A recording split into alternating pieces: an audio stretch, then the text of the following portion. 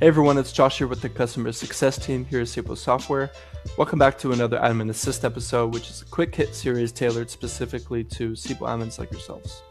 In today's episode, we're going to be covering how to manage and add different roles, as well as permissions for those roles and users for those roles. All you have to do is when you boot up CIPO, you will be navigated to your dashboard. All you have to do is navigate to your menu tree, scroll down to manage, open that folder up, and you will see a roles module in there. Go ahead and click on this, and you will see the many different roles that you may have.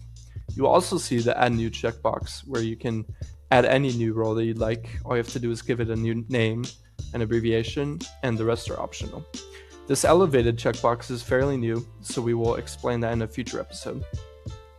Let's hit cancel that, and I would like to manage permissions for the assistant manager role. You can see that there's the permissions tab and the users tab. Let's say I wanted to manage permissions first. You can see that the highlighted in yellow means that they have no permissions on that specific module.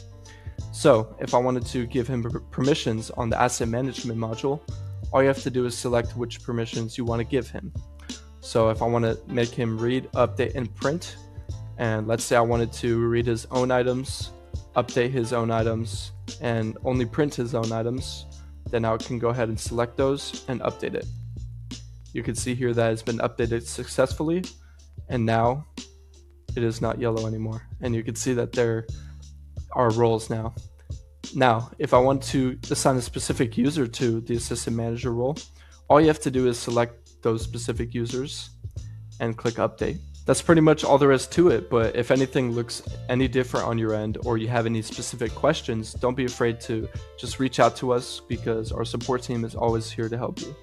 Thank you so much for tuning into this Admin Assist episode, and we will see you in the next one.